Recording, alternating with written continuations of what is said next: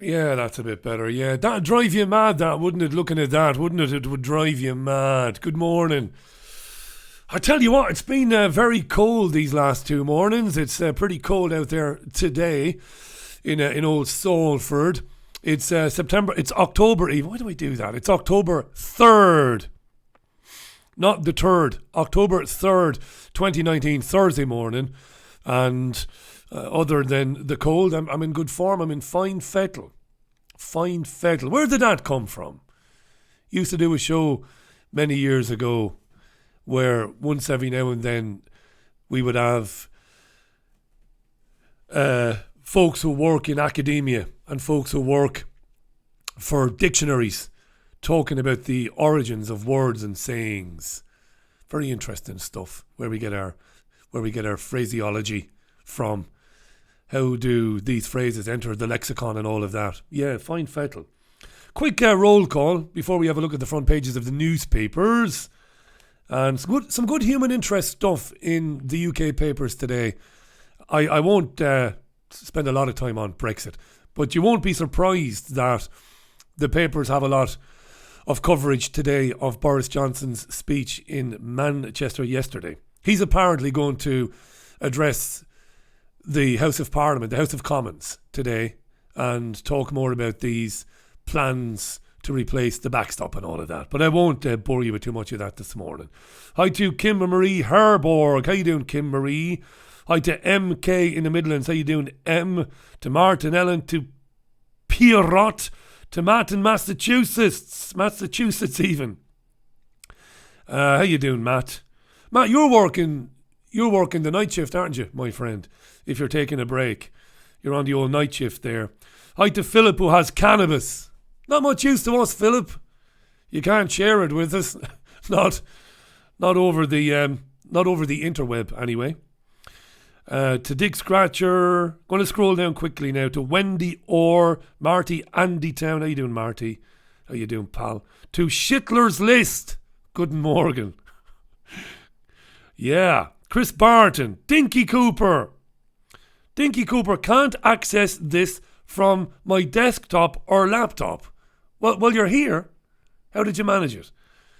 You know? Yeah, very mysterious. Hi to Acker Firmage. Richie, hiya. Sorry to learn of your Wikipedia problems, but you're in good company. Very briefly, I don't have Wikipedia problems. I've avoided having a Wikipedia page like the plague since forever. First of all, quite rightly, nobody should be able to upload a Wikipedia page about themselves because of the obvious bias. I mean, if I was to put my Wikipedia page online, Richie Allen is the greatest radio presenter that ever lived. He's devilishly handsome. He's amazing in the sack. And he's got a massive tallywhacker. That's what I would do. But that wouldn't be true, apart from the bit about the tallywhacker. So it's only right and proper that other people create Wikipedia pages. People who don't have any vested interest. So I've never wanted one. Why? Well, for the reasons that we saw when somebody uploaded a Wikipedia page for me in the last couple of days. Some Zionist, I have a feeling I know who it is, uploaded a Wikipedia page for the Richie Allen show, and it was laughably slanted and basically inferred that the Richie Allen show exists pretty much only to talk about Holocaust denial and anti-Semitic conspiracy theories, which is not true. I mean, even, I suppose, my most ardent or strident critics, you know, people who just don't like shows like mine, and maybe even people who don't like me, and there are many of them, they couldn't say that in good conscience that the radio show just talks about or promotes Holocaust deniers. It's nonsense. It's fucking rubbish, right? So that's the reason why I've never been too enthusiastic about having a Wikipedia page. And because despite some of the things I say from time to time on the radio, I'm not that egotistical, really. I really am not. I've been around a long time doing radio. You know, successful radio and not so successful radio. I've seen it all, really. I don't sit around thinking about how important I am or how great I am, because I'm not. I'm just a big, ignorant, baldy bollocks. And that is true, with a big mouth, who can string a few sentences together sometimes, who likes to hear from people who are not often given the opportunity to speak. That's all it is. So I've never been too keen on Wikipedia pages. But one was uploaded and it was laughably defamatory, really. But I understand one or two people have been editing it. And I don't want people to go on there and edit it. People who like the Richie Allen radio show a lot. I don't want that. I would rather it was edited by somebody who could just be fucking honest. The show is controversial. It does give a platform to people who have been sometimes outlawed as people who shouldn't be heard anywhere. But it also talks about the esoteric. It talks about the spiritual. It talks about every subject you could possibly think of. That's what it does. And yeah, but no, I'm not remotely worried about it. I can see why the presumably Zionist person, whom I think it is, did it. Because the show is very popular. It is, I'm not bragging. Christ, it gets, through podcast downloads alone, it gets nearly 500,000 a week. And that's just through iTunes and Podomatic and Spotify. That's outrageous. 500,000, yes, a week, right? Not to mention the hundreds of thousands who tune in live a week. So somebody doesn't like that and would prefer that if Joe Smith or Josephine Smith was to go looking for information about the Richie Allen show, because it is popular, that they would find stuff like, well, it's a big anti-Semitic Holocaust denial promotion radio show. That's the whole point of the exercise in uploading a Wikipedia page for the show and then alleging that it just promotes Holocaust denial, which it doesn't.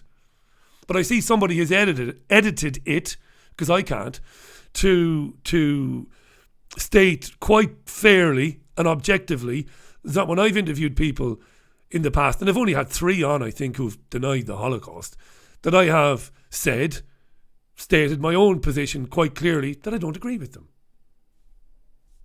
Right? Okay. So yeah, the Wikipedia page. Mad times. Mad times! Anyway, just a couple of quick more hellos before we look at the papers. Sir Hubert, Nigel Perrott in Oz. How you doing, Nigel? Nothing Pretty 71. How you doing? Rebecca McCoo. How you doing, Rebecca? Good morning to India Kane. Hello, India. Charlotte in Burnley. How you doing, Charlotte? Belated happy birthday, by the way. It was mentioned to me on social media that you didn't say happy birthday to Charlotte. Well, sure, how would I know? How would I know? I'm not Nostradamus. Hi to Grey Chip, who says, well, I don't care about you, but I'm having a bowl of porridge with some broken digestives and a yoghurt. It's the way forward. Hope you fucking choke on it.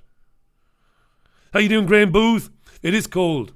It is cold. Andrew Lothar. Mr. Farkin Oaf. Come on, you big bald Irish. Love God. No Brexit. Love God, yeah. Oh, be Jesus. Lovely jubbly. I would. If I got to edit my Wikipedia page, it would be full of lies about my sexual prowess and conquests. Just put all sorts of lies up there. Richie spent 2 years in a peace protest with Lucy Liu and the singer Zaz from France. Look her up. Lovely. All sorts of lies would be on there. Yeah, right. Okay, let's have a look at the newspapers then. And the front pages. I am a bit cold, to be honest. I've got an energy drink there, by the way, as well. I've got an energy drink there. And this one does have aspartame in it. I love how judgmental people get. How people think that, you know, it's their right to just be judgmental about people. I had a Lucasade a few weeks ago. Oh, Lucasade, how can he drink that? He must be a shill. No, I don't smoke cigarettes, but presumably if I smoked 1 or 2 cigarettes a week, it wouldn't be that bad. So if I have the occasional bit of aspartame once in a blue moon, it can't be that fucking bad, can it? It is very bad. Aspartame, it is bad. I understand that. I do agree with that, But a little bit every now and then, Keep it away from children, though. Aspartame. G.K. Searle, Rumsfeld. Find out about it. Poison. But a little bit every now and then, Right, so. Be Jesus, huh? Financial Times. Johnson plan unites Brexiteers, but faces frosty reception in Brussels. Boris Johnson, the government, yesterday published their plans for an alternative customs arrangement in Northern Ireland. But it hasn't gone down so well. I told you I wouldn't dwell on it. I talked about it in the monologue on the radio show last night. Okay. Financial Times. What's in the Telegraph? I bet you. Pressure on Dublin to back deal. Makes me laugh, this. Sky News, BBC will interview Leo Varadkar, the Merry Indian, and Simon Coveney, the Deputy Taoiseach. And it makes me laugh that the press insinuates that Simon Coveney and Leo Varadkar, that they've got any say whatsoever in what Ireland will do or what Ireland thinks about Boris Johnson's proposals. It is laughable. Made me laugh yesterday in the mid-afternoon. Leo Varadkar, he was outside. I don't know where he was outside, because I've not been to Ireland for so long. 16 years now since I set foot on the Emerald Isle. I forget everything. I have no memory, no recollection of what Ireland is like whatsoever. None. So where he was yesterday, Varadkar, I have no idea. But he was standing outside somewhere, and he was like, and this made me laugh now. I haven't I haven't had a look at the proposals, right? But I will, and later on, right. Later on, I'll give you me opinion, right? As if that's true. The truth, I haven't yet been told what to fucking say by Brussels. When they do tell me what to say, I'll say it. Until then, I've got nothing to say. Pressure on Dublin to back the deal. Piss off. Dublin, huh? The Times. Brussels keeps Johnson guessing on Brexit deal. Yeah. There's Carrie Simons, Johnson's girlfriend. Aspartame. I don't drink coffee. Fuck off. Right. We're going to talk about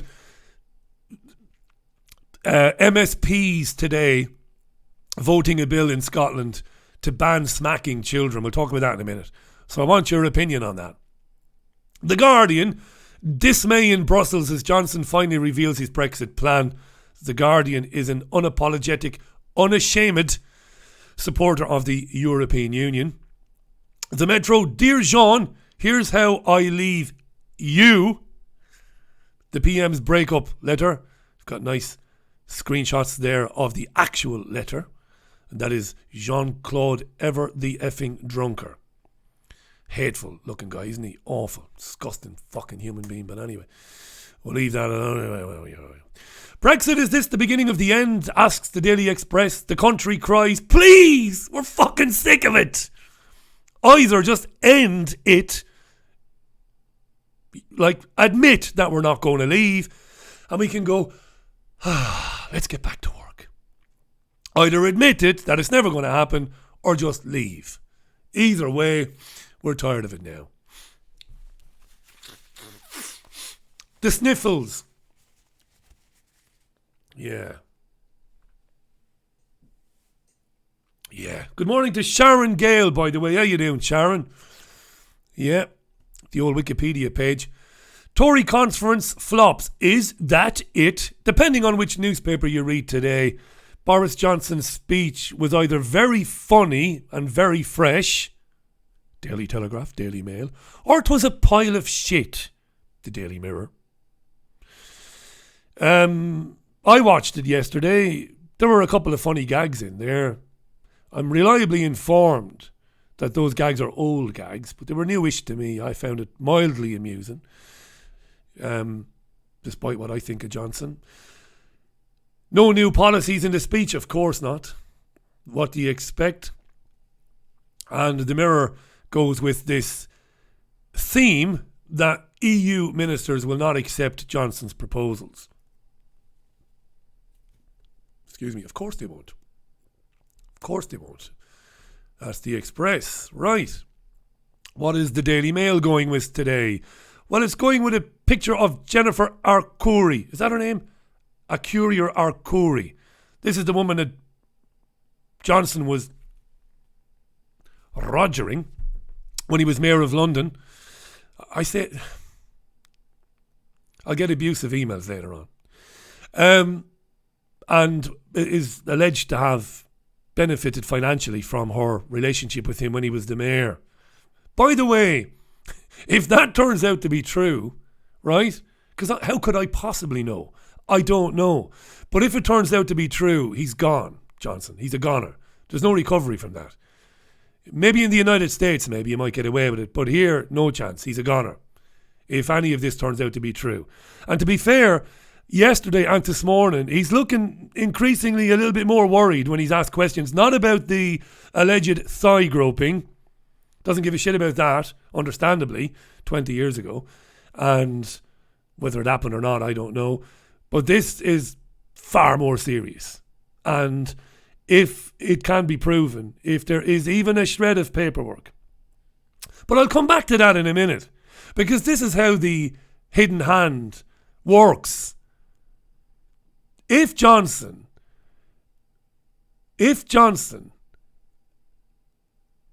when he was seeing this woman, as he was for a time, when he was the mayor, if there is a shred of evidence, as I said, that she benefited financially, he's a goner. But this is what we talk about a lot in the independent media.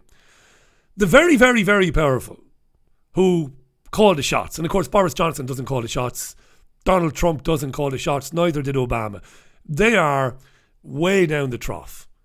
But right up at the top of the trough, up at the top of the pyramid, the people who do call the shots, they would have known about Johnson's inappropriate behaviour, allegedly. Impropriety, allegedly.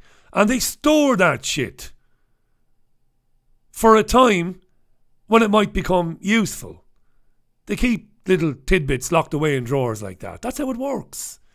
And no matter which politician you like or which party, those at the very top of the parties, Corbyn, Swinson, all of them, they will have filing cabinets full of little skeletons, business dealings, people they did favours for.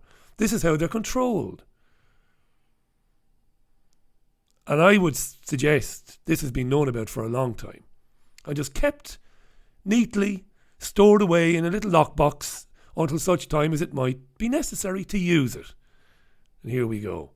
Johnson is odious in the extreme, but he wouldn't... I mean, every single politician in the world has used their position, used their office to benefit those with whom they have personal relationships.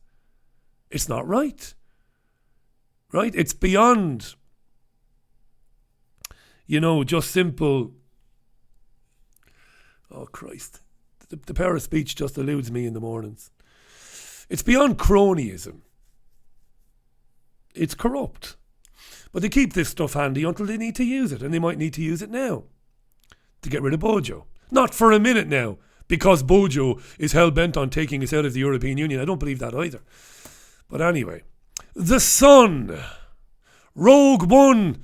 Prince's press rant. Allegedly, Harry Hewitt there and his wife Meghan, he was warned about this attack on the press. He was warned not to embark on it.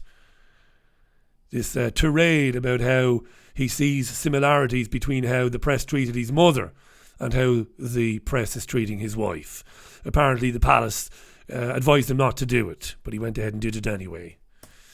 Yeah. And the Star, I nearly quit Corrie over my slaphead, says some actor called Jack, who lost his hair or was losing it and got very depressed. Nothing wrong with losing your hair.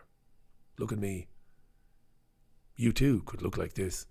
So that's on the front page of the Star. Human interest there. I suppose of interest to people who have lost or are losing their hair. Indeed. Few comments. Jennifer enjoyed listening to Jonathan Ryle yesterday. How you doing, Jennifer? Thanks. Jonathan Ryle's very interesting. I look forward to having him back again. Hi to John and Sarah. The irony is that the Wikipedia page might help to increase the show's audience. It might do. But the point of it is, for anybody curious, who is this Richie Allen guy? Because there are millions, nay, billions, who've never heard of the radio show, of course. And if somebody goes looking for it, well, they will find a page that talks a lot about anti-Semitism and Holocaust denial. That's the whole point. Hi to Claire Buswell in windy Limerick. How you doing, Claire? Yeah, you're getting the remnants of Lorenzo, is it? You're getting the tail end of Lorenzo on the west coast of Ireland. Jean-Anne there in Cleggan, the west coast of Ireland. Lovely. Lucy Liu, I've always fancied Lucy Liu, yeah. I told you about Boots. I gave it all away. I gave it all away. I told you about the Boots. And Lucy played a dominatrix in a film called Payback with Mel Gibson. Oh, that's a horrible noise, isn't it, to make blokes? Oh, the blokes at the darts watching the walk-on girls. Oh, yeah, I saw Lucy Liu in Payback. Very good film. Film noir. Payback, Mel Gibson, yeah. And who was in Payback? Was Chris Christopherson in Payback? Was he the bad guy? They owed Mel Gibson money, and he worked his way up through the crime syndicate, killing everybody until he got his money. Lucy Liu was in Lucy Liu. Edge TV. Hi, Edge TV. Hi, Kelly Reid. How you doing, Kelly? Looking good, Richie. Thank you, Kelly. Love it. Triggerwarning.tv, by the way. YouTube, triggerwarning.com. YouTube.com/triggerwarning for Graham and Hayden. Always worth checking them out. They're talking about very interesting things on a daily basis. Hi to Kevin McCool, Diagwit, Rishtard Macora, Os Ohaclia. How you doing, Kevin? Kevin is in Dublin. Dias Merigwit, Kevin. John Grammaticus, hi. Jean-Anne says Harry is a silly Billy. He is, Jean-Anne. Yeah, I wouldn't have put it as eloquently as you. Yeah. He's got hair plugs. He's got a hair transplant, has the Coronation Street actor. Good for him. Jean-Anne's awaiting Storm Lorenzo, battening down the hatches. RTE is going bananas with the scaremongering. Lock up your turf. Lock up your turf, yeah. Maggie says, Richie, you're getting a bit carried away on Lucy Liu. No, look. Do I have to do it myself? Oh, go on, I'll do it myself. Hang on. Oh, be Jesus. Oh, yeah. Let's have a look. Have I got one? I might have, you know. It's going to be a very big picture, though. It's going to take up the whole bloody screen. I'm not very good at doing this sort of thing, you know. Have I got a picture of her? Get in. Here she is in Payback. Lucy. Now, I'm not saying that I fantasize about being the guy hung up by his ankles. I don't take it that far, you know. I like a woman to take control in that, but I don't like pain. But there's Lucy Liu in Payback. You can't see the lovely thigh-high boots that she's wearing there, unfortunately, but there she is anyway. So you get the picture, right? Dirty, old, middle-aged old bastard. Yes, I am. I'm not as bad as this guy, though. Look at this guy. RT. Paedophiles are everywhere. Everywhere. This is an umpire. He's been fired by the WTA or the ATP because he was basically raging. I don't know how to describe what he was doing, but during the middle of a tennis match, he was sexually harassing a ball girl.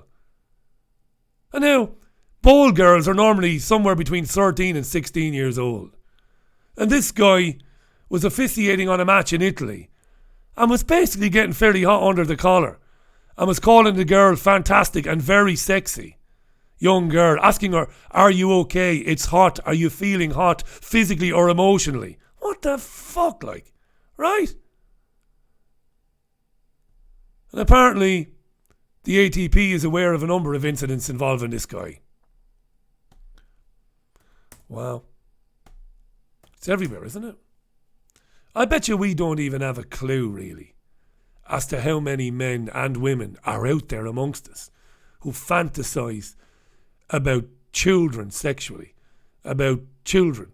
I mean, the mind boggles. Do you remember a couple of years ago, one of the UK's police forces had to admit that because of the volume of people looking at indecent images of children online, namely that you can't prosecute them all because you just don't have the time or the resources, that they had to go around to people's houses, knock on the door.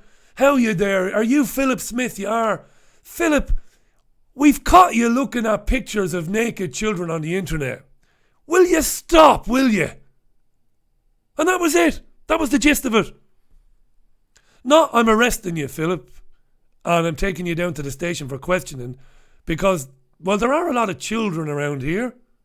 And you've been looking at children, sexual images of children online. So we need to find out more about, they were just saying, would you mind stopping? I reckon we haven't a clue as to the scale of, and I'm not trying to be alarmist here or sensationalist because I don't do that. I don't do that. I'm not going to go on a crusade here. But fucking hell, it's everywhere. And yeah, I'll get an email later on going, Richie, don't worry about it. Still, somebody will tell me, Richie, the vast majority of men and women don't have sexual feelings for children. I want to believe that as well. Yeah. Fucking umpire in the middle of a match. His microphone is switched on. I mean, wow. But the flip side of all this is, well, forget about that. It's not the flip side. Another story about sex which is kind of worrying. And it is that we're not having sex. That we don't want to have sex. That we don't feel sexual. We don't feel turned on anymore. People don't, their libidos are not great anymore. It's got nothing to do with age. It's a general trend. And it's a worrying one. The Daily Mail is covering it today. Why are so many of us not having sex, even if we're in the same bed? Female survey reveals what's really going on in Britain's bedrooms. 1 in 4 women are celibate, it alleges. And I've had private conversations about this with friends and with other journalists, people who I've known for years. And the general consensus is people don't feel like having sex as much as they used to feel like having sex with their partner, or even if they're single, with whomever. You have to wonder why. What's going on? And I think there's a number of reasons, I think there's a number of reasons. My own opinion, I'll share them with you if you want, as we approach 10 o'clock. And some of the figures in the survey are fairly, well, they are kind of shocking, really. And it's not just about people being together for a number of years and things going stale and people, a woman looking at her man thinking, well, you don't look the way you used to look when I met you, or a man looking at a woman thinking the same. It goes far deeper than that. There are a number of reasons for it, for the drop in libido. And without boring you to death, I think a couple of them. One, pornographic addiction is definitely one of them. And I know this because I've interviewed over the years some non-alarmist types, some very clinical types, people who have explained very succinctly the chemical reaction in your brain to watching lots and lots and lots and lots of porn. And without giving you, because I don't have the lingo, I don't have the exact terminology, but without giving you what they said verbatim, ultimately they said that eventually, as you spend an inordinate amount of time watching pornography, what happens is you ultimately begin to lose interest. You Christ. You see? You know what I'm getting at. You start to find it more difficult to be aroused about the things that aroused you because of your addiction to looking at it online. After a while, it doesn't stimulate you anymore. And this is because of a reaction in here, right? I know some of you know more about this than I do. And that's a problem. That's a huge fucking problem, that is. Particularly because younger lads, because of that, are looking at pornography all the time. Yes, I've watched pornography. Of course I fucking have. Do I spend a lot of time now looking at pornography? The truth, no, I don't. I certainly do not. What sort of sex life do I have? It's healthy. It is healthy. And we make time for it, Caroline and myself, because we would be worried about not making time for it. Spending time together, intimately. I might be putting you off your porridge and your fucking cookies now, maybe. But I don't mean to do that. But we make time for that. But there are environmental factors. Porn addiction, I would say heavy metal exposure. Right? Food. Alcohol. Have no doubt about it. Are having an enormous impact on us. And I believe that if you are living with somebody whom you love, if you are not spending time with one another intimately, which doesn't mean penetrative sex all the time, I believe it's detrimental to the relationship. And eventually the relationship gets into trouble. I really do believe that. So I'm not surprised by this information that we're just not having sex. There's an agenda, I believe. And I'll be interested in what you have to say about that. But yeah, the addiction to watching porn online has a profound physiological effect on our brains. And that which we should find stimulating, like a nice naked female body on its own, without a pair of fucking knee-high stiletto boots or a Superwoman or Wonder Woman costume, right? Or a nurse's outfit. Just a female form should be stimulating to a virile young man, right? But it isn't anymore. It isn't. Not for me. Thankfully, I can still see a picture of a nudie woman, an adult nudie woman, and go, yeah, lovely. But increasingly for people, they're not turned on by that. Why? There's always an agenda. It's not by accident. It's by design, I would say. Dr. Ruth, eat your fucking heart out. Dr. Richie is in the house. I'll tell you how to have sex. Get a shoehorn. I'm only joking. Right, let's move on. Can you believe that umpire? Can you believe that umpire? Christ almighty. Right, smacking then. This is in the Telegraph. England should follow Scotland and ban smacking. There is no justification for assaulting children. What do you think about this? I'm 44. Now, apart from... I don't want to get into it. My mother wasn't abusive to me, but I would have gotten a few hidings growing up. Presumably, most of us over 40, I'm in mid-40 territory now, we got a smack every now and then. Now, I had other issues with the man who raised me as his son, my father. That was a different thing entirely, which I'm not going to get into now because I've gotten into it before. It's no big deal. But we got smacked. Was it assault? Was it criminal? Should it have been stopped? And if so, what were or are the implications for that? Well, in the Scottish Parliament today, they're going to basically pass this bill that will make it illegal to lay a hand on your child in Scotland. Now, I know that people who have children will tell me that I'm talking shit or chatting shit, and you are entitled to do so because I don't have a child.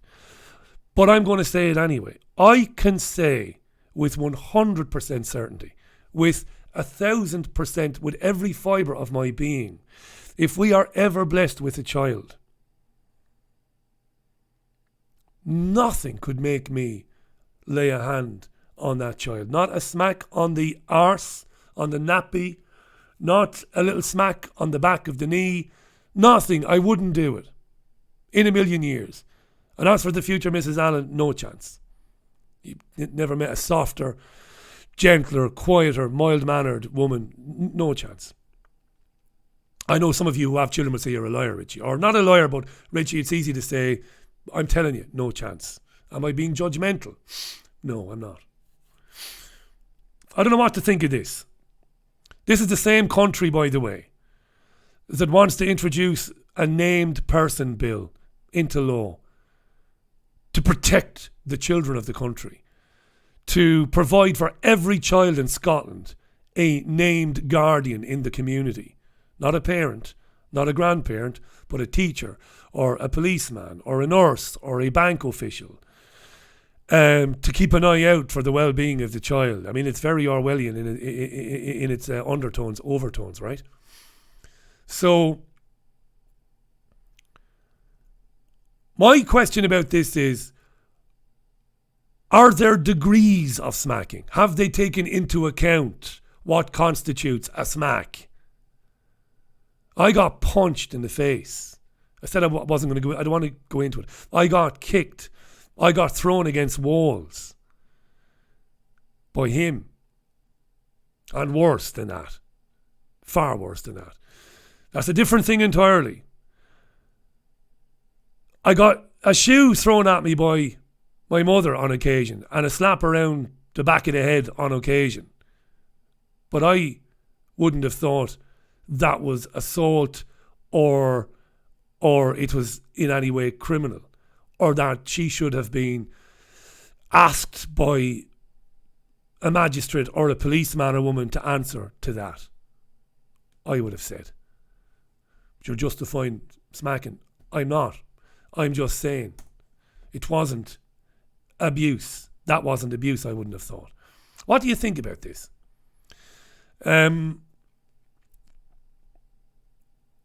Members of the Scottish Parliament expected to give their final approval to a bill that will remove this defence from law and legally sanction assault of children in Scotland. An end legally sanctioned.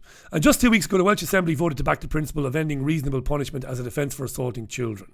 It seems baffling that children living in England and Northern Ireland cannot expect the same level of protection. This change in law will have no impact on the way that police investigate cases of adults accused of assaulting a child. However, if today's bill is passed, then anyone charged with this crime in Scotland will no longer be able to defend themselves by claiming they were carrying out a justifiable assault. What do you think? They're saying that scientific evidence shows that children who are smacked maybe are more likely to go on to be violent or aggressive or have problems with depression and anxiety when they get older. Is that true? I was smacked. I don't have antisocial behaviour problems. I don't have any problems with aggression. When I feel aggressive or angry, which isn't very often, I just go for a run. I run the fucking bejesus out of myself. And then I don't have any anger. What do you think?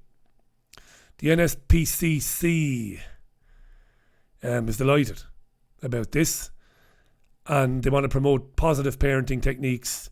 See, this is where I have a problem with it and where it might be heading. You know, we're talking about state encroachment into every aspect of your life, into every aspect of your daily lives, what you do from the moment you get up in the morning to the moment you go to bed. And that's where I have a problem with it. You know? I remember having a discussion about this on commercial radio years ago. And older parents ringing up saying it wouldn't have been a regular thing for my child to get a smack. But I remember smacking them on the arse when they did something that could have put themselves in danger. Like, you know, running out on the road, for example. You know? Trying to associate a sense of outrage in the child and a sense of embarrassment at getting smacked with the road is dangerous, I shouldn't run out into the road, kind of a thing. So I don't know. It's very interesting. They're calling for it to be introduced here as well. What do you think? What do you think? Any takers? Graham from Trigger Warning says, saying that I have given her good cracks around the arse, but it's all in good fun. All right, I've missed the first bit of that, have I? Have I, Graham? Graham's got a young daughter, you see. Graham says, I don't hit my kid, but oh my, have I wanted to. Jumping right on my balls at 3 o'clock in the morning, then screaming, wake up right in my ear. That'll do it. Graham doesn't hit his child. Sharon says, kids will soon be calling the police on their parents. You see, that's the leap I should have made a second ago, but I am tired. Yes, that's right. That is a plausible scenario. Mad. Shield Destroyer says, my dad would slap me on the back of the legs as I ran upstairs. I'd laugh, and sooner enough, he would start laughing as well. Kelly says, I used to get the leather slipper across my arse. My butt, says Kelly, didn't do me any harm, says Kelly.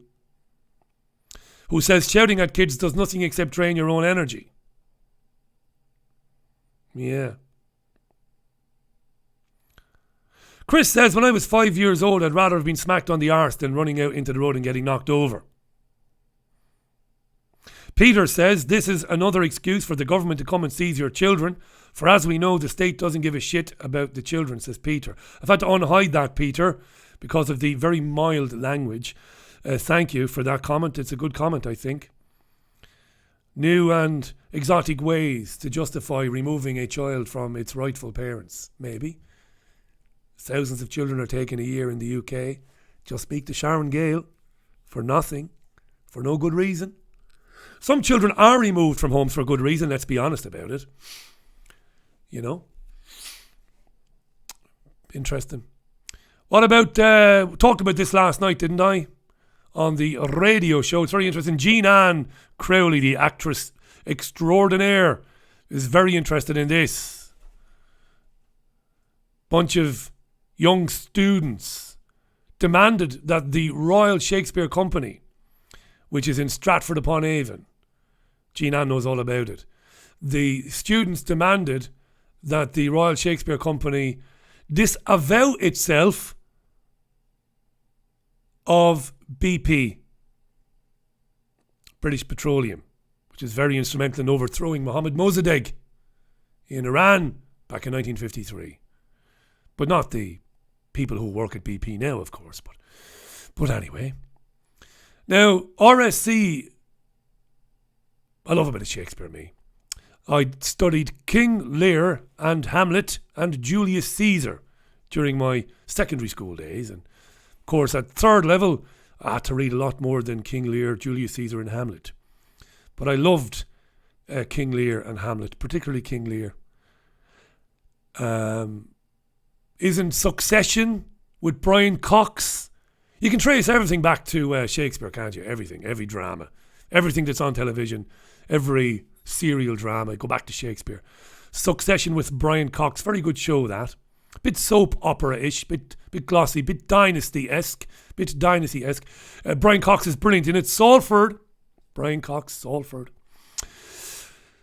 Oh, Christ. So for about 7 years, RSC was able to sell tickets to students for £5 to see brilliant actresses and actors tread the boards in some of the great plays in history.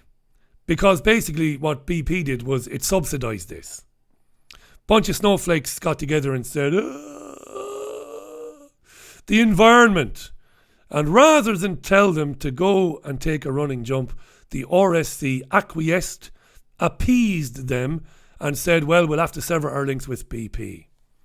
What really annoys me about that is, see, this is not just yesterday's news. The Times have investigated this further. And overnight, they have gotten the RSC to acknowledge that the subsidised tickets now is, it's a thing of the past. The RSC is saying that they may not be able to continue the subsidised ticket scheme to give young men and women And listen, I'm no crusader here. I'm no virtue signaller, but I am a man who loves the theatre. Love it. Love it. Been lucky enough over the years. And let me tell you something. When I was in my early teens, mid-teens, late teens even, there was no money in my house. None. There was my mother and me, my brother and sister. There wasn't any money.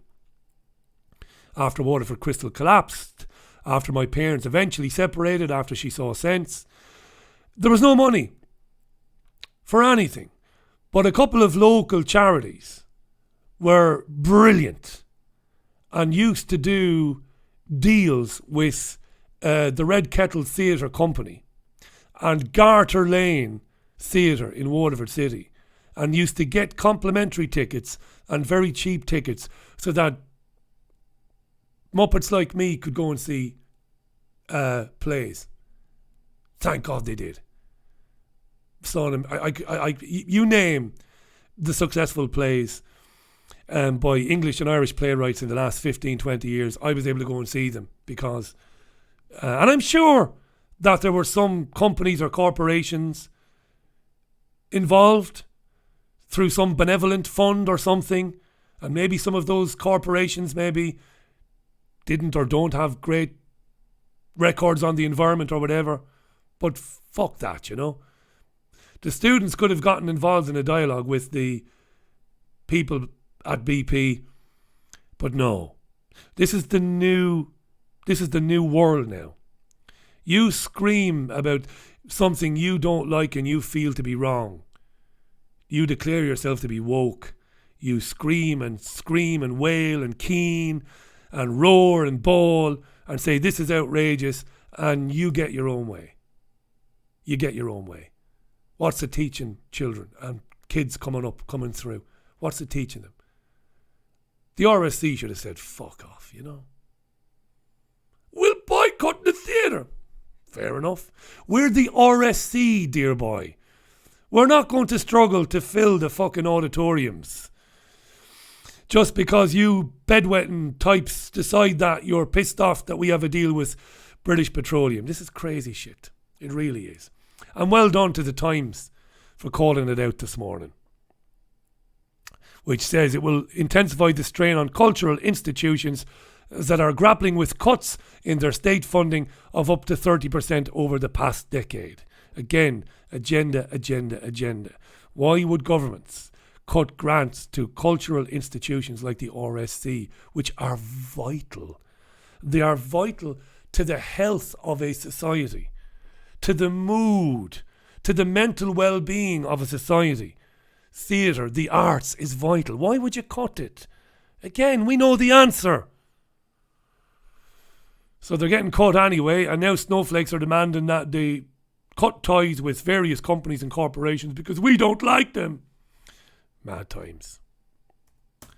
Mad times. This is even madder. Driverless taxis are already in use in London.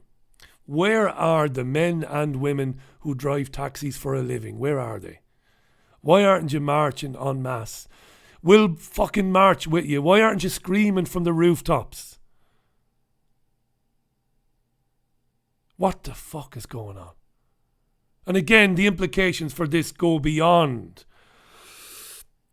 the rendering unemployed of thousands and thousands of drivers in the country who drive for a living. It goes beyond that. Of course, it has implications for your freedom of movement, but also for your freedom and your right to move without being fucking spied on 24/7. They're already on the streets. Already. They're not being used, I don't think. I'm not sure they're carrying passengers. Not quite yet. But they're out there, driving, trialling. It's marvellous for the environment. There's not a single good thing about it. Driverless fucking cars. Is there? Nothing. They've even said today, the Transport Department, marvellous, we'll get everybody out of cars. They'll all be driverless. They'll be electric. And then we can increase the speed limit to 80 miles an hour. Lovely. Hundreds of thousands of people out of work in the long run. Brilliant. Fucking hell. What else is there? Not a lot else, really. I don't want to dwell too much on it. They've charged Bernardo Silva, who's on the right there. And the gentleman on the left is Benjamin Mendy. They're teammates. You know the story by now. Bernardo Silva compared a young Benjamin of looking like the character on the packet of Conguitos. Caroline can't believe that I can't remember Conguitos. We lived in Spain for 9 years, and Caroline's got a sweet tooth. She eats everything, and she's a waif. Pisses me off. Any chocolate you can think of. Skittles, loves it. Loves sweets, Caroline. Big child, right? And she says, I can't believe you don't remember Conguitos, Richie. I don't remember, because I don't eat sweets. Very, very rarely. And if I have the occasional bit of chocolate, it's a bit of dark chocolate, a bit of lint. Yes, bit of dark chocolate. Dark chocolate orange, yes. But I don't eat sweets. So he's Portuguese. Finally, I've gotten that one straight, is Bernardo. This is his best pal, by the way. Like, genuinely. He tweeted him a picture, and it was all a bit of a giggle. But when people said to him on Twitter, oh, that's racist, he was horrified and said, no, I can't believe it, that people would see that. That's pretty ugly. But he deleted the tweet. It's been going on for a while, this. And yesterday, all our troubles seem so far away. Well, his might have seemed far away, but they've only just begun. See, I've segued from the Beatles into the Carpenters there. Beautiful little segue there. We've only just begun, or they've only just begun for him, because he's going to be charged and he's going to lose. And he's going to be banned for 6 games. And he will have attached to his name forevermore the reality. Forevermore now attached to his name will be the fact that he was found in breach of Football Association guidelines on racism, even though he's not a racist. It's quite amazing, isn't it? The player, Benjamin Mendy, said it's not racism. It's just me mate taking the piss out of me. But I'll tell you, before I say goodbye to you this morning, before I say goodbye to you, this is how crazy this is getting. I alluded to this yesterday. This is Oliver Holt, a white, middle-aged, I'm white and middle-aged, nothing wrong with being white and middle-aged, a white, middle-aged sports journalist. He's very well known as Oliver Holt. He's been writing about soccer and other sports for many, many, many years. This is how crazy this is getting. John Barnes. Oh, I used to hate John Barnes when I was a kid. I used to hate John Barnes. Not because he was black, because he was good. Played for Liverpool, fantastic player.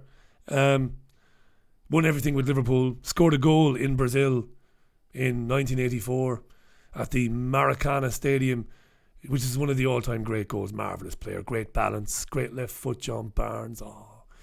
Watford, and then Liverpool bought him. And John has been a fairly regular commentator on matters of racism in recent years. And when he played John, I mean, let's be honest about it, he was subjected to fairly fucking horrendous racist abuse. He was. No snowflakery there. He was subjected to horrendous abuse. People throwing bananas at him. People bringing effigies of nooses to games. I mean, dreadful shit now. Even being booed by England fans when he was playing for England. So he had to put up with it, John. He ignored it and just carried on being a brilliant football player into his mid to late 30s. Anyway, so why are we talking about John? Well, John Barnes, who is not slow to point at something that he thinks might be racist, but he's also not a snowflake now, in his defence. John Barnes said over the weekend, this wouldn't be racism. They're pals. It's rib tickling. It's Mickey taking. So now you have the scenario where a white guy can tell a black guy, you're wrong. You have a white guy now telling a black guy what he should feel about racism. Now, don't call me a hypocrite. Do not call me a hypocrite, because while yes, I have disagreed with black men in the past about what is racism, I have never told them what to think about it. And I've always pointed out, look, I'm not black, ultimately. Right? So I have to concede that. But I've never said what they should think about it. I've said that could be called racism, and maybe that couldn't be called racism. What I wouldn't do is tell people what to think about it. But Oliver Holt here in the Mail on Sunday from 3 days ago, telling John Barnes what to think about Benjamin Mendy. Because when Oliver Holt saw this image, it made him feel uncomfortable.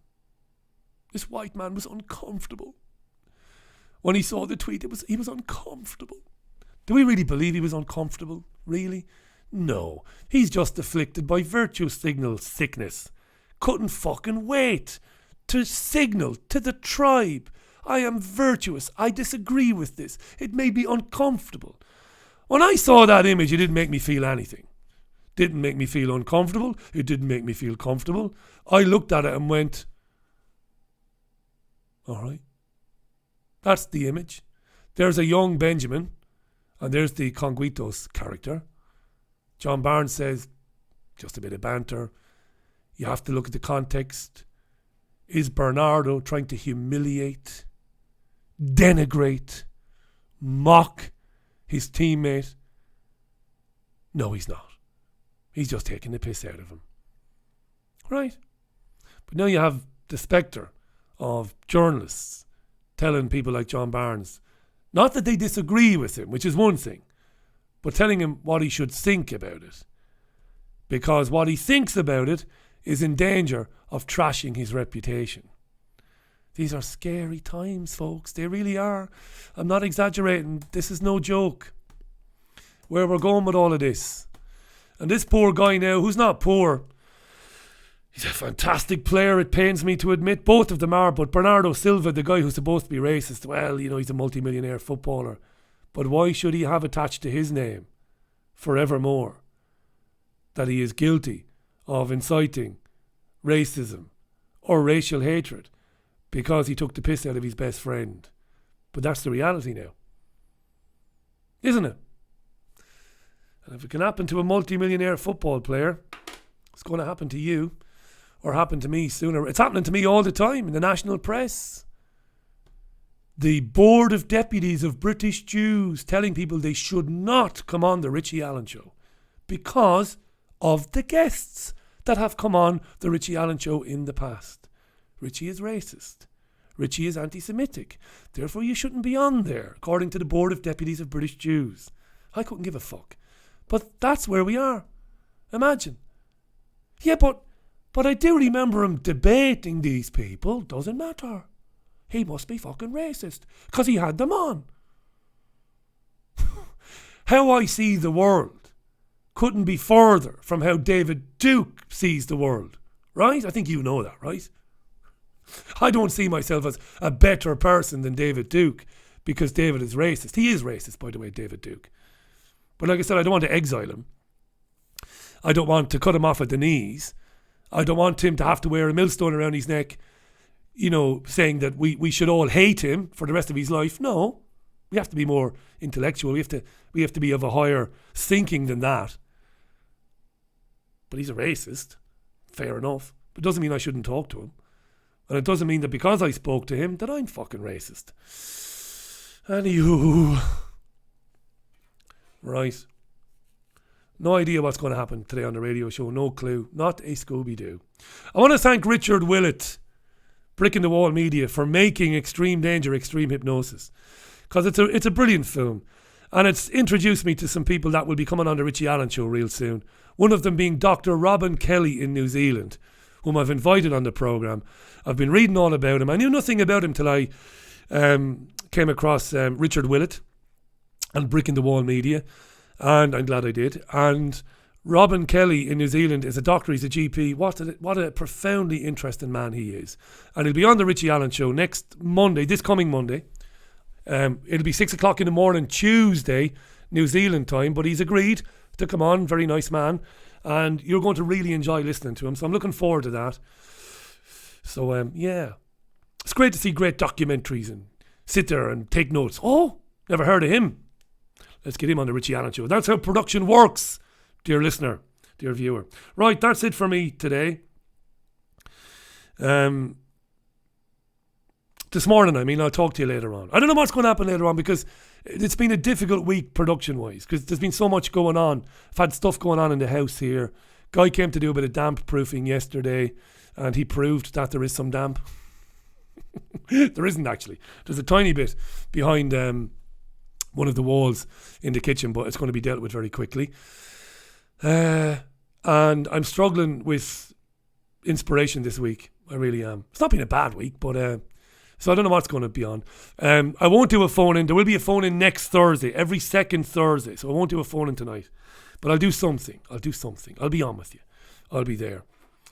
I'll be there for you when the rain starts to fall, because it's fucking pissing down again in Salford by the looks of it. Right, I will catch up with you at 5. Until then, be offended. Be very, very offended.